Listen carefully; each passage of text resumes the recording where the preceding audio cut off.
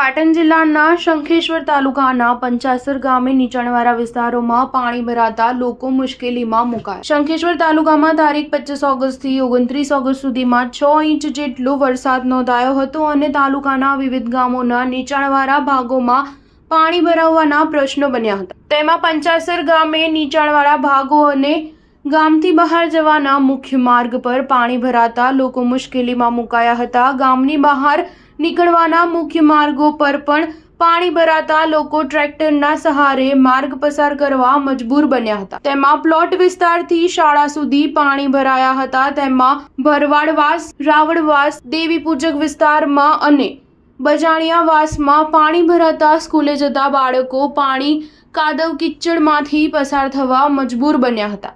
આ બાબતે લોકોએ જણાવ્યું હતું કે આ વિસ્તારોમાં છેલ્લા 40 વર્ષોથી ખેતરનું પાણી ગામમાં આવતા દર સાલ આ સ્થિતિ જોવા મળે છે। આ વિસ્તારમાં મામલતદાર ટીડીઓએ 2 વખત મુલાકાત લીધી પણ પાણી નિકાલની કોઈ વ્યવસ્થા ના થતા લોકો મુશ્કેલીમાં મુકાયા હતા। આ અંગે લોકોએ કલેક્ટરને પણ રજૂઆત કરેલી છે, છતાં કોઈ નિરાકરણ ન આવતા સ્થાનિકોમાં રોષ જોવા મળ્યો હતો। કહેવાય છે કે જ્યારે આ વિસ્તારમાં વધુ વરસાદ થાય ત્યારે આ સ્થિતિ જોવા મળે છે। અધિકારીઓ દર વખતની જેમ પ્રાથમિક સુવિધાઓની વાતો કરે છે, પરંતુ વર્ષોથી આ સમસ્યાનો કાયમી ઉકેલ કેમ નથી આવતો તેવો એક પ્રશ્ન પંચાસર ગામ લોકોમાં ઉઠવા પામ્યો હતો। Star news 7 Patan.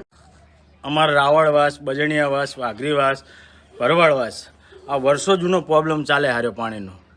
કોઈ આનું કોઈ નિવારણ નહીં આવતું। વારંવાર ટીડીઓ આવીને જાય, તલાટી આવીને જાય, સરપંચ આવીને જાય, કોઈ ગામ સાંભળતું નથી આનું, બરાબર। કોઈ આનું નિવારણ આવતું નથી।